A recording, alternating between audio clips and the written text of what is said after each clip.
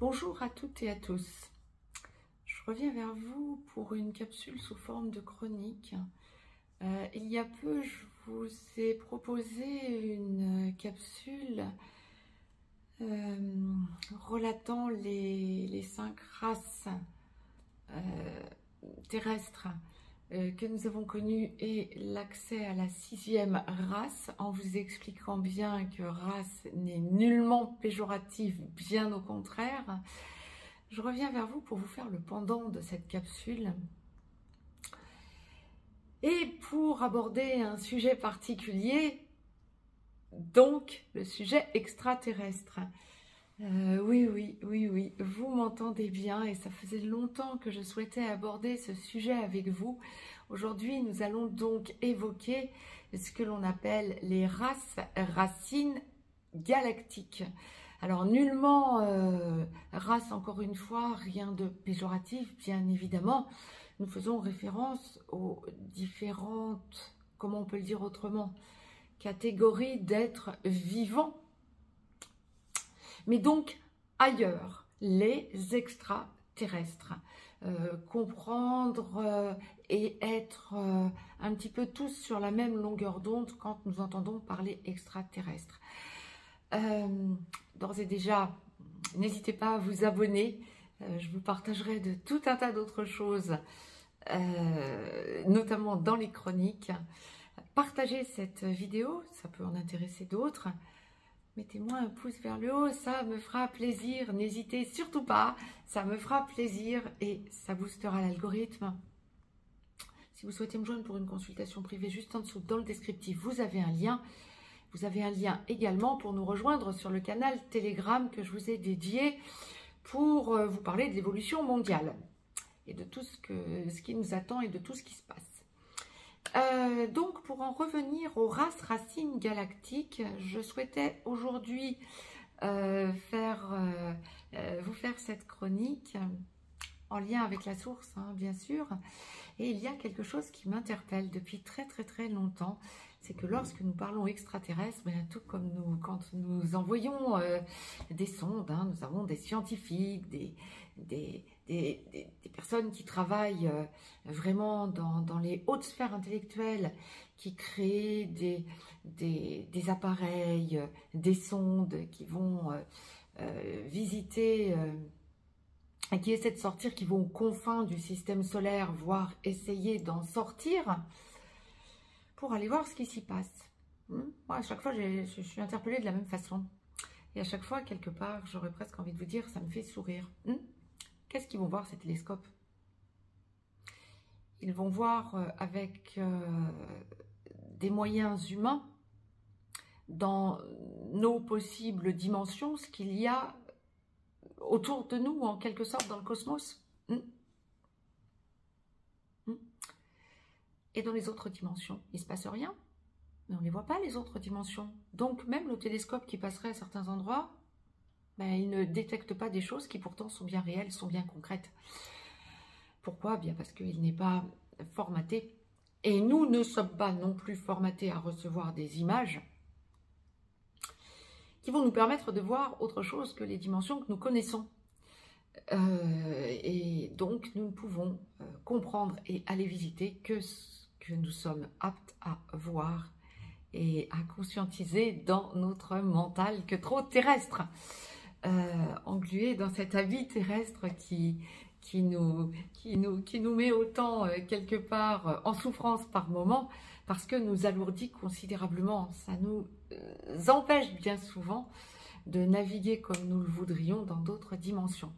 Je vous le dis aussi cash que la source me l'envoie, et la médium que je suis qui va visiter effectivement de temps à autre, et j'adore d'autres dimensions, je trouve ça absolument extraordinaire, mais c'est vrai que nos corps nous l'empêchent. Et donc, aborder ici ce côté extraterrestre, eh bien c'est une réalité bien évidemment, mais pas nécessairement la réalité que l'on vous retransmet via certains réseaux sociaux ou via même les mainstream. Donc voilà, et surtout j'ai envie de dire. Mais donc, aujourd'hui nous sommes amenés à comprendre de plus en plus parce que nous changeons de paradigme, hein, vidéo que je vous ai encore mise hier pour l'expliquer un peu plus avant, et que je vous invite par là même à aller écouter ou réécouter pour comprendre aujourd'hui peut-être un peu plus facilement ce que je suis en train de vous offrir, de vous donner en échange. Hein. N'hésitez pas à échanger dans les commentaires. Hein. Les commentaires sont faits sur cette chaîne pour échanger entre vous. Et donc, nous sommes amenés en allant vers la réalité extraterrestre, réelle, concrète, hein, les vrais extraterrestres, à en passer par des passages obligatoires de notre âme et de son évolution de vie en vie. Bien sûr que dans les entre-deux-vies, nous n'avons pas notre corps, notre corporalité qui nous bloque terrestrement parlant, et donc nous sommes amenés à visiter par d'autres biais, d'autres modes de fonctionnement, d'autres mondes bien évidemment. Et c'est là que j'ai été amenée à écouter ce que la source m'a envoyé et à faire mes recherches pour ne pas vous transmettre n'importe quoi, être bien sûr de ce que je recevais comme message, et ça correspond exactement à ce que je recevais, mot pour mot. Je vous ai donc fait une petite liste des différentes vagues, alors là aussi, des différentes vagues pléiadiennes. J'allais vous dire de pléiadiennes. C'est pareil. Hein. Pourquoi ça me fait sourire? Parce que bien souvent, en consultation, je vais avoir des consultants qui vont me dire: je sais que je viens, c'est génial, j'ai fait une régression karmique et je viens, moi, des Pléiades. Les Pléiades, c'est un amas de planètes hein, qui sont dans la constellation, qui sont dans le signe, qui se retrouvent dans la partie du taureau dans le cosmos. Hein. Nous venons tous des Pléiades, tous. C'est l'endroit qui a explosé du cosmos. Et c'est l'information que j'ai toujours eue de la source depuis que je suis petite. Nous sommes tous des Pléiadiens, des Pléiadiennes. Règne végétal, règne animal, règne humain, je vais même vous dire plus que ça. La Terre est notre système solaire, la Voie lactée entière, donc le monde minéral également sur cette Terre, bien évidemment. Nous venons tous des Pléiades. Les Pléiades, c'est l'endroit où il y a eu ce Big Bang qui a créé ensuite, en se distordant, en explosant, en s'amplifiant en quelque sorte, et en lâchant la matière, en s'expansant, je cherchais le terme exact, en s'expansant, a créé la Voie lactée, entre autres. Donc nous venons tous des Pléiades, nous sommes tous des Pléiadiens, des Pléiadiennes. Mais il y a eu différentes vagues pléiadiennes. Et c'est ce que je me propose, entre autres là, de vous relater. Nous avons eu, alors je vous l'ai dit dans l'ordre que la source me les a envoyés, hein, j'essaie de vous les expliquer succinctement, hein, sommairement. Il y a eu les Lyriens.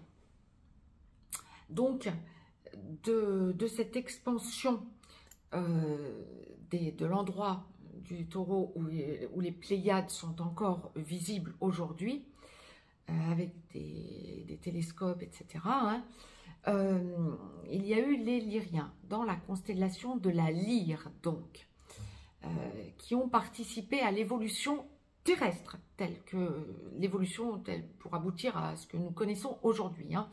Et durant la période notamment lémurienne et atlante, il y a eu des Lyriens qui se sont incarnés et réincarnés de façon à nous faire avancer et prendre conscience d'un certain nombre de choses terrestrement parlant. Donc pour développer la vie terrestre, donc durant les périodes lémuriennes et atlantes. Il y a eu également les végans, alors rien à voir avec la nourriture sans viande, hein. Ça vient là aussi, ce sont des évolutions terrestres, donc des extraterrestres qui sont venus aider la Terre pour l'évolution et qui venaient également de la constellation de la Lyre. Donc les Lyriens et les végans, et grosso modo dans les mêmes époques, hein, voire même avant. à l'époque des préadamites notamment, pour les végans, mais également lémuriens et atlantes. Et donc, les lyriens et les végans ont été des extraterrestres qui sont venus nous apporter une certaine technologie pour développer cette technologie terrestrement parlant à l'époque, donc pré-adamite, entre autres, lémurienne et atlante, avec des technologies particulières, d'où les lémuriens et les atlantes qui ont pu aboutir à des technologies avancées. Pas que, mais les extraterrestres nous ont toujours aidés.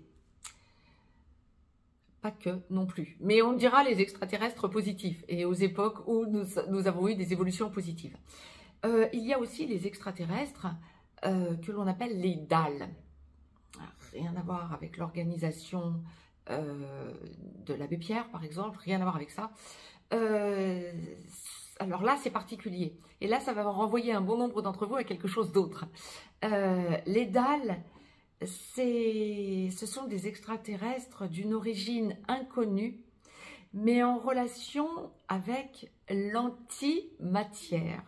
Et là, ça me fait sourire. Pourquoi donc? Eh bien, parce que l'antimatière, c'est tout ce qui va permettre la gémellité. Donc, origine jumelle à la nôtre. Donc, des extraterrestres qui évoluent, en quelque sorte, et évoluaient en parallèle de nous et qui ont voulu nous amener leur équivalent terrestre sur cette terre. Ça peut aussi faire référence, alors les Dals et cette antimatière, hein, ça peut aussi faire référence, bien sûr, ange-démon, mais pas que. Ça peut aussi faire référence aux ions et anti-ions, aux neutrons et antineutrons, etc., etc. Les protons et antiprotons, etc., etc. Vous pouvez le démultiplier. Tout ce qu'il y a de positif a son anti, j'ai envie de dire. Mais c'est pas forcément négatif, c'est jumeau, hein. D'où ce besoin pour la Terre à un moment et pour le système solaire d'évoluer avec son équivalent, les Dals extraterrestres, Dals. C'était leur spécificité et c'est toujours d'ailleurs. Il y a aussi les extraterrestres que l'on appelle les Syriens. Rien à voir avec la Syrie. Ça a à voir avec Sirius Pluto. Donc qui vient de la constellation du Grand Chien où se trouve Sirius, hein, donc dans le cosmos. En fait, ce sont des extraterrestres qui aident le règne végétal à s'incarner et se réincarner avant tout. Ce sont des extraterrestres qui viennent protéger la Terre quant à son système de respiration, entre autres, par les végétaux. Indispensable, bien évidemment. Ils aident aussi, bien évidemment, les animaux et les humains à se connecter, notamment, et s'interconnecter entre eux, notamment par ce que l'on sait être aujourd'hui la matière et l'antimatière aussi, par exemple, l'énergie quantique. Ce sont des extraterrestres, les Syriens, donc originaires de Sirius, qui sont connectés principalement à l'énergie des dauphins et des baleines pour activer et réactiver de l'énergie positive terrestrement parlant. Donc je trouve ça absolument extraordinaire quand la source nous envoie ce genre de choses. Plus succinctement, il y a aussi les extraterrestres d'Orion qui viennent directement, et après ça je vais vous dire autre chose. Les Zeta reptiliens, Zeta Z-E, hein, Théa, reptiliens, des extraterrestres qui viennent également d'Orion. Pour tout un chacun, je rappelle que Orion se situe, c'est une constellation qui se situe entre les signes du Taureau et des Gémeaux. Donc, si on part, et vous allez comprendre pourquoi après je vous dis ça, si on part de la Pléiade, des Pléiadiens et de la Pléiade, donc l'amas de la Pléiade qui se trouve dans le Taureau, on va vers, en extérieur, hein, dans le cosmos, sur l'écliptique, hein, mais dans le prolongement du Taureau, on a ensuite Orion qui est entre le Taureau et les Gémeaux. Signe qui se suit, et donc a priori ça pourrait paraître ne pas être loin des Pléiades. Je vous explique pourquoi je vous dis tout ça après. Donc nous avons les extraterrestres qui viennent d'Orion et qui viennent soutenir le système solaire et la Voie lactée. Nous avons aussi les états reptiliens. Alors autant les extraterrestres Orion sont des extraterrestres positifs, autant les états reptiliens, pardon, sont beaucoup plus dark, j'ai envie de dire, pour le faire simple. Ça c'est une certitude, mais en même temps c'est loin d'être négatif puisqu'on a toujours la matière et l'antimatière, je vous le rappelle. Bien, nous avons aussi les Dracos qui sont dans ce même état d'esprit, mais pas par rapport à Orion, à la constellation d'Orion, mais plutôt par rapport aux Vénusiens, ce qu'on appelle les Vénusiens. Qui vont aussi faire référence d'ailleurs à l'amas des Pléiades, hein. Ça vient des Pléiadiens. Donc les Dracos et les Vénusiens sont rattachés à l'amas des Pléiades, donc viennent du même endroit que nous, hein. Mais c'est la matière et l'antimatière, hein. Vénusien matière, Dracos antimatière, on le dira comme ça. Mais c'est très complémentaire, bien évidemment. Et puis il y a les humites qui viennent, les humites, je vous dis les humites, hein, les humites qui viennent également des Pléiades, et les Cassiopéens qui viennent des Pléiades. Grosso modo, je vous ai tout dit, donc en positif, hein. Grosso modo, je vous ai tout dit. Maintenant, j'ai quelque chose d'autre à vous rappeler ou à vous transmettre, ou si ça vous interpelle, c'est bien, faites vos recherches. Il m'a toujours été dit par la source, et ça m'a été confirmé il y a quelques mois, encore pour la énième fois en décorporation, que donc lorsqu'il y a eu le Big Bang, ça a créé bien sûr ce que l'on voit aujourd'hui, ce que l'on appelle aujourd'hui communément l'amas des Pléiades, donc les 7 étoiles les plus visibles, mais il y en a des millions, hein, tout autour, bien évidemment, l'amas des Pléiades. Et puis, d'un autre côté, il y a Orion. Alors, il y a plein d'autres, bien sûr, amas planétaires et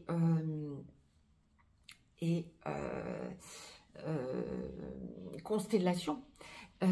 Mais pourquoi je vous parle de cet amas planétaire, les Pléiades, et de cette constellation Orion? Parce que nous venons des Pléiades, et nous allons, quand tout sera terminé, nous retrouver à aller vers une singularité, hein, dans la constellation d'Orion. Tout se passera dans la constellation d'Orion. Et quand on voit les 12 signes, on aurait pu penser effectivement dans le cosmos les 12 signes, hein, du zodiaque.